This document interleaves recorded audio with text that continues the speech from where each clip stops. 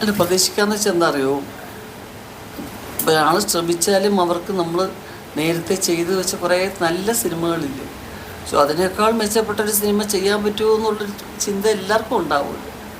ആ ഡയറക്ടേഴ്സ് എന്നൊക്കെ പറയുന്നവർ അന്ന് അധ്യാപകരെ പോലെ അവരെന്ത് പറയുന്നു നമ്മളത് കേട്ട് അനുസരിച്ച് നിൽക്കുന്ന ആ ഒരു കാലഘട്ടം വേറെയാണ്.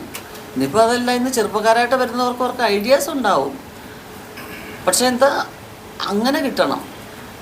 കാരണം ശോഭനയും ലാലേട്ടും ചെയ്യുന്നു എന്ന് പറഞ്ഞു കഴിയുമ്പോൾ അതിനകത്ത് തമാശയുടെ ഒരു ഘടകം വലുതായിട്ട് ആരും പ്രതീക്ഷിക്കുന്നില്ല.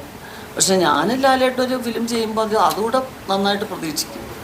അങ്ങനെ ഒരു സ്ക്രിപ്റ്റ് കിട്ടണം, അതാണ് പ്രധാനപ്പെട്ട ഒരു റിസ്ക്. അതിനകത്ത് വരുമായിരിക്കും, എന്നാൽ തീർച്ചയായിട്ടും സന്തോഷമല്ലേ ഉള്ളൂ ചെയ്യാൻ. അതെ, ഇപ്പോൾ പോകുന്ന എല്ലാ സ്ഥലങ്ങളിലും എല്ലാവരും അതാ ചോദിക്കുന്നത്. പക്ഷേ ആ തമാശയാണ് അതിൽ വളരെ വലിയൊരു എലിമെൻ്റായിട്ട് കിടക്കുന്നത്.